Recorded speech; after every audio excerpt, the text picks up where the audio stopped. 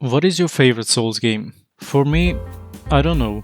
If I go and finish Sekiro today, it will become my favorite Souls game again, but then if I go back to Dark Souls 1 and play it a bit, I will say, actually, this one is my favorite. Then I'll make it to the Bed of Chaos and uninstall the game once again. My point is, I love all the Souls games.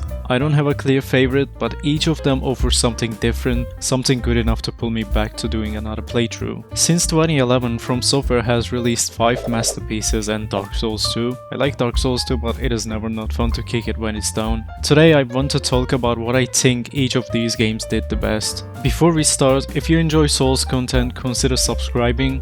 I do all kinds of Souls related content. Well, if you don't, I will free Lotric from his cell and you know what happens from there. Alright, let's start. Well, Dark Souls 1 has 2 things I love and enjoy a lot. They are the level design and the setting. Now, I don't want to talk too much about the level design. You heard other people talk about how the elevator in Undead Parish connects to Firelink Shrine a million times. First half of Dark Souls is still unmatched, and connecting different areas with multiple paths and shortcuts without the need of fast travel in a linear game is the peak game design. But I want to talk about something else in this video, something not a lot of people talk about when we think of what Dark Souls 1 did the best. Each Dark Souls game has a setting. Dark Souls 1 is trying to find a way out of a depressive dying world. Dark Souls 2 brings hope and solution to the undead curse, only to reveal the true nature of humanity and crush all the hope right at the end. Dark Souls 3 is about giving up. By this point you learn the truth about the undead curse and the Age of Fire. If you go hollow or prevent the Age of Fire by choice, someone else will rise and kindle the fire, only for it to fade again until you find yourself at the end of the world with nothing but ashes. Dark Souls 2 had the best lore with the addition of Scholar of the First Sin and DLCs. Third game had the best ending for a perfect series with Ringed City, but I believe Dark Souls 1 has the best setting. In the world of Dark Souls 1, no character is innocent, yet none of them is truly evil. Bosses like Quelag, Artorias, Manus, Gwyn, Seed, they all have tragic backgrounds and great conflicts to their characters. This is not something you see in every Souls game. Quelag is trying to help her sister, Pinwell is trying to restore his wife and child's body, Artorias, a legendary hero, the Abyss Walker, sacrifices himself to protect his best friend Sif. This guy is doing pretty much what the giants in Dark Souls 3 were doing, just standing there. But actually he is mourning over his dead sister, and he only becomes hostile when you desecrate his sister's grave. For me, what Dark Souls 1 did the best is showing you every character has their own battle. They don't just wait in a room until you arrive to beat them, you meet each boss at the end of their story. From start to finish, every major character has their own story. In the world of Dark Souls 1, you're not fighting against the evil or the bad guy. In this world, everybody is doing exactly what they are supposed to do. Undead are being cleansed from the Age of Fire and returning to their root. Gwyn as a god trying to rekindle his Age of Fire because he thinks that's what is the best for humanity. Chaos created by an accident doesn't know the idea of good and bad, it just exists. Demons fight against humanity to protect themselves from Gwyn's aggression, but you as the main character don't have any of this, you simply follow what others tell you. And for these reasons, I believe Dark Souls 1 has the best setting among all the From Software games. It writes an interesting story for every major character and it makes you care about these characters as you go through. I can talk about Big Head Logan, I can talk about Solaire, Onion Knight, but you got the point. Every now and then I go back to Dark Souls 2 and finish it again. When I think of good parts of this game, it is mostly nostalgia speaking, but even though Dark Souls 2 has so many issues, it still has a lot of redeeming features. There are a couple things I want to talk about, so let's start. Dark Souls 2 has the best world design among all Dark Souls games. Now I said Dark Souls 1 had the best level design, so what is a world design? Think of Majula. Right at the beginning of the game you have 4 different paths to take. Now obviously only 2 of them are beginner areas, but right at the beginning you start with many different paths in a linear game. From Majula you can go to the Last Giant, Perseer, Dragon Rider, Old Dragon Slayer, Royal Red Vanguard, Scorpion Isnashka, There are 7 bosses that you can pick and kill right at the beginning of the game. You can access to even more bosses, but they are more complex and not intended. However, what Dark Souls 2 does great is giving you so many different paths to explore. Another thing I love about Dark Souls world design is how distinctive each area is. This game's world feels massive. Each place is so distinctive, even areas that come one after another still look so different and unique. Look at places like Drangley Castle, Elium Lois, Iron Keep, Sinner's Rise. They are all in the same game, but they are nothing alike. This is what makes Dark Souls 2 so great to explore. It also has some of my favorite locations in the franchise. For some reason, I love Undead Crypt. Ignoring all the skeletons and other horrors of the crypt, this place always felt so peaceful. And also, while we're at it, tell me, what are your favorite locations in Souls games? Drop a comment below and let's discuss it. But before we move on, I want to mention some more things I think Dark Souls 2 did great. Obviously New Game Plus, new enemies, new encounters, new items. No other Souls game has New Game Plus as detailed as Dark Souls 2. Bonfire aesthetic. Can we have this feature in Elden Ring already? Ability to respawn bosses and increase the difficulty of an area is just too good. I want to see it make a comeback with the upcoming Elden Ring DLC. Dark Souls 3 is an amazing game in many different ways, and if they could replicate the level design of Dark Souls 1, this game could have been a timeless masterpiece. But I won't talk about what this game is lacking, so let's see what it does right. First thing came to my mind was bosses, but there's another game on this list that I believe has the best bosses across all From Software games, so let's start with something else. Dark Souls 3 had the best invasion experience. In Elden Ring you can only have 4 players in one world. The issue is, if the host already has 2 summons, you will be all by yourself as an invader. Surely in a regular scenario this is not a big deal. You can make use of the terrain and get help from the nearby hostile creatures, but when you invade a gang squad in Elden Ring, chances of you surviving 3 players spamming Moonveil or various spells is quite small, and it is simply not fun. Dark Souls 3 on the other hand had the best invasion experience for me. I still remember how much fun Ring City invasions were. In this game player cap is 6, so host can have 2 summons and get invaded by 3 people at the same time, but it usually goes down as 2 summons, a blue spirit and 2 invaders. Gang squads existed in this game, but as long as you kept fighting it was guaranteed that someone else was going to join you on the invasion. In Elden Ring, host can run around and re-summon the other player you just killed a minute ago.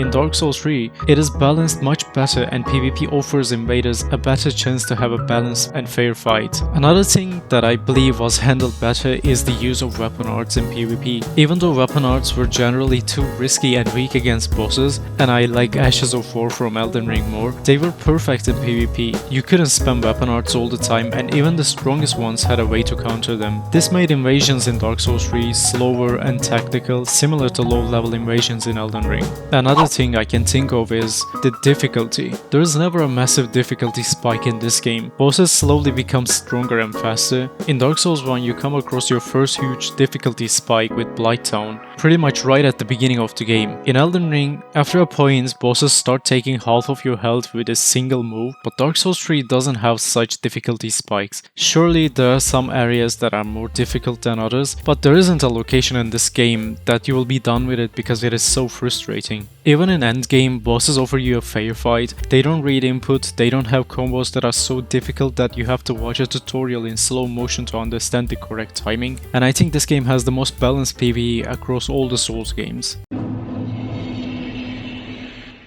Before a neckbeard hits me with a actually, I know some people don't consider Sekiro as a Souls game, but well, I don't care. To me it is a Souls game. Estus Flask?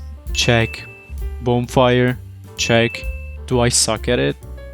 Check. It has all the features a Souls game should have. Anyways, you get the point. To me, it is a Souls game and I don't care what any random guy on the internet says. There are 2 things I think Sekiro did the best. I will be the Captain Obvious here since my list for Sekiro is what anyone could think of right away, but let's start with the first one. Sekiro's combat is my favorite across all the games out there. It is simply sword fight perfected. Now to people that are mainly spellcasting in Souls games, this may not mean anything, but I have never played a game that handled sword fights so well. Some may see Sekiro's combat as parry, then hit, and then parry again, but combat has so much depth. Yes, you have to deflect as much as you can as your defensive tool, but enemies come with variety of attacks to polish the combat. At times you will have to dodge, jump over attacks, Mikiri counter them. Don't tell me this isn't the coolest parry move ever. And don't even get me started with the combat arts. You can literally become the boss yourself. These attacks look amazing and play amazing. They're a bit difficult to successfully pull off against bosses, but once you get better at the game and learn the correct timings, they make the fights so much fun. And it doesn't end there. You have shinobi prosthetics, each serving a unique different purpose. You have the heads you can use as a shield. You have an axe you can use to break shields. There are fireworks to scare certain bosses and enemies. They also each have their own unique upgrade tree. You can change the way they work and make them particularly useful against certain type of enemies. Of course, having only a single weapon might be a deal breaker for some people, but I believe they made an amazing job at polishing the game as much as they can with only a single weapon to work with. And I just want to have more of this combat in games. Of course, it wouldn't work this good in a game like Elden Ring or Dark Souls, but can I please have Sekiro too? It is criminal to create a combat system so well, only to put it on the shelf and never make use of it again. And the other thing I believe Sekiro did the best is, I was going to talk about how great Slave Knight Gale, Demon Prince, Nameless King and some other bosses in Dark Souls 3 were, but come on, Sekiro has the best boss fights among all From Software games. I mean, look at Elden Beast, look at Gwyn, and then fight Sword Saint Ishin. Literally the peak boss fight design in gaming. Surely Gwyn, Soul of Cinder, Father Gascoigne have great backgrounds that make you emotionally attached to the boss fight, but no boss plays as smooth and as cinematic as some of the Sekiro bosses. Having only a single weapon type in a Souls game means they can develop bosses around a single playstyle. In other Souls games, when they are making a boss, they have to consider sorceries, miracles, bows, giant weapons, daggers, summons. Bosses have to be equally balanced towards every single playstyle, and this means they have to give up on some mechanics, or they have to add some moves that might not make any sense against your build, but it is a counter against another build. Sekiro doesn't have this issue. You have a katana, you have limited use of your fancy combat arts and prosthetic arms, but that is it. Bosses are made exactly for the way you play the game. This allowed them to make actual difficult and fun bosses. They don't need to take advantage of frustrating annoying mechanics like trapping you in a tiny corridor with a boss and two dogs. They don't need meaningless random AoE attacks since there are no summons. For me, almost all the bosses in Sekiro are fun and interesting. Even the side bosses have a unique touch to them that makes them distinct. You have the armor dude, can't penetrate the plate armor, just push him off the bridge. This guy has fast, devastating draws. Just watch for his katana and deflect as soon as you see his katana flashes. And boss fights give you an option to make them easier. You can scare Gyobo's horse. You can one-shot the annoying demon dude with an anti-air death blow. You can pull out the centipede from the guardian ape. When I first played Sekiro, it was the most difficult From Software game ever for me, but I think it is the easiest now. Is it because now I know the locations of some OP items? No, I simply got better at it because the game forced me to be better. You see, in all other Souls games, if you get stuck, you can go back to farm souls, collect upgrade materials, pick up some strong weapons and go back to the boss. In my Elden Ring shield only run,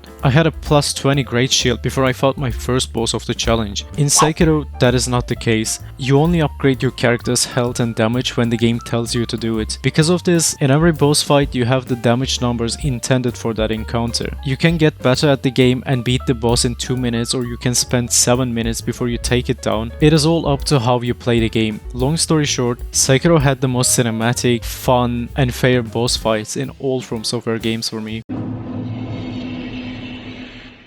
Alright, this is the last game on my list. If you ask where Bloodborne and Demon Souls are, well, you tell me. They are still not on PC, so I can't really talk about them. Now, Elden Ring is a difficult one. It is pretty much an improvement to all the previous games. There are some stuff that are arguably worse than the previous games, like duo bosses and some other things I mentioned earlier in this video, but I love Elden Ring. It is an amazing game. Combat is more fluid and detailed than any Dark Souls game out there. Elden Ring is still not a full game. There is the Shadow of the Earth 3 DLC in development, and who knows how many more DLCs we will get. So considering how From Software always leaves the best stuff to their DLCs, just think about the potential of this game. Dark Souls 1's DLC gave us Artorias and Manus. Dark Souls 2 gave us Fume Knight and one of my favorite characters in the franchise, Ivory King. Dark Souls 3's DLCs had some of the best boss fights in the series, Friede, Midir, Gale. Sekiro's DLCs, oh yeah, true, it doesn't have one.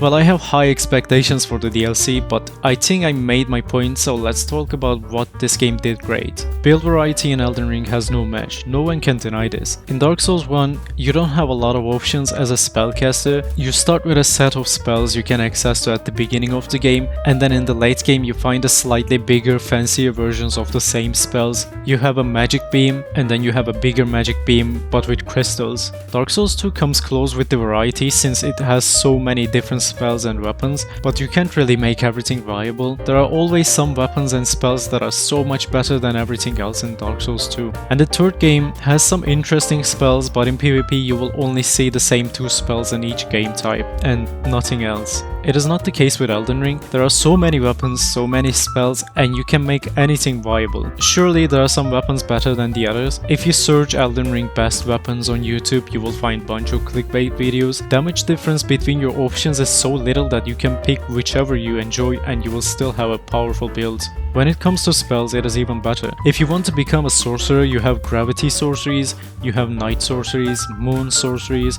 Each type serves a different purpose and they all come with a different look. They are not like magic beams in different color. I mean, some are, but still, they are usually different and unique. Same goes with incantations. There are a lot of different types of incantations. You have dragon, you have beast, holy, frenzied, flame, lightning. Though I must say regular flame incantations can use a bit more variety since they are still fireballs of different sizes. You have all these options, and the best thing is, with the correct stat distribution and correct casting items, you can make any of these spells viable and even overpowered. Variety is not only here for the spellcasters, you can change the Ash of War of your regular weapons to your liking. If you're feeling too slow with the greatsword, you can use the Bloodhound step as the Ash of War and suddenly you are a lot faster with this weapon, at the cost of losing everybody's respect because of your disgusting choice of playstyle. I can talk about exploration, boss design, quality of life improvements over the previous games, but Elden Ring is still not a fully completed game and we should come back to this topic once we have all the DLCs. As I said in the previous video, I believe Elden Ring has the potential to have